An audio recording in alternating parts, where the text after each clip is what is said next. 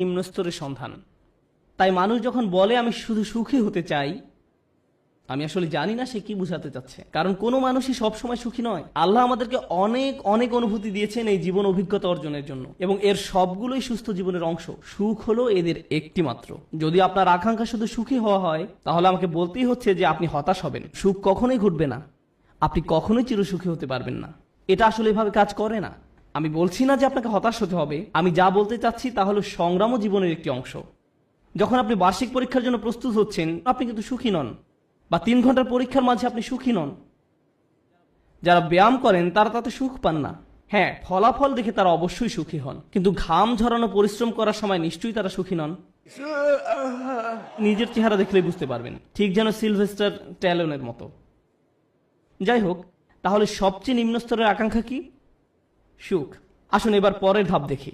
পরের ধাপ মানে এটা অর্জন করতে আরো চেষ্টা করতে হয়। আর আমার বর্ণনায় আমি যতই উপরের ধাপে যাব, সেটা অর্জনের জন্য ততই কষ্ট করতে হবে। তো এর পরের ধাপ হলো কুল দেখানোর আকাঙ্ক্ষা। এটা সুখের আকাঙ্ক্ষা নয়, আকাঙ্ক্ষা হলো কুল হওয়ার। কুল হওয়া মানে হলো কেউ আমাকে নিয়ে ঠাট্টা করবে না, আমি বাকি সবার মতোই হব। কেউ আমাকে নির্দেশ করে বলবে না যে তুমি এমন কাপড় কেন পরছো, এমন কথা কেন বলছো, তোমাকে এমন দেখাচ্ছে কেন, তুমি এভাবে চলো কেন, ওদের সাথে কেন মেশো, এটা কেন কিনছো, ওটা কেন করছো, গাড়ি কেন চালাও। আপনাকে আলাদা করে ভাববে, আপনি এটা চান না। আপনি যে কোনোভাবে সবার সাথে মিশে যেতে চান এবং কারো সমালোচনার বস্তু হতে চান না। আপনি অদৃশ্য হয়ে যেতে চান বাকি সবার মাঝে, যেন আপনাকে বাকি সবার মতো কুল ভাবা হয়, আর এই জন্য পরিশ্রম করতে হয়। উদাহরণ হিসাবে বলা যায়, আপনারা যারা হাই স্কুলে পড়ছেন, আপনি স্কুলে কি পোশাক পরে যাচ্ছেন সেটা আসলেই একটা বড় ব্যাপার। আপনি যখন আলমারি থেকে একটা কাপড় বের করেন বা জুতা হাতে নেন পরার জন্য, তখন আপনার মনে এই প্রশ্ন আসে যে কে আপনার পোশাক নিয়ে মজা করতে পারে। সত্যি সত্যি আপনার মনে এই ভাবনাটি আসে? অথবা আপনি যখন কাপড় কিনতে দোকানে যান, আপনার বাবা হয়তো আপনাকে টাকা দিয়েছেন কিছু কেনার জন্য। আপনি যাই কিনেন না কেন, অনেক কিছু কেনার পেছনে একমাত্র কারণ হলো যখন আপনি এইসব পরবেন তখন লোকে কি বলবে। এটাই হলো কুল হওয়ার আকাঙ্ক্ষা।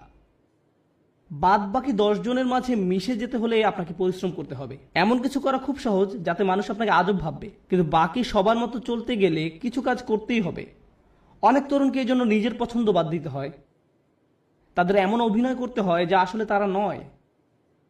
আমি কিছু তরুণকে চিনি, ধরুন 14-15 বছর বয়স।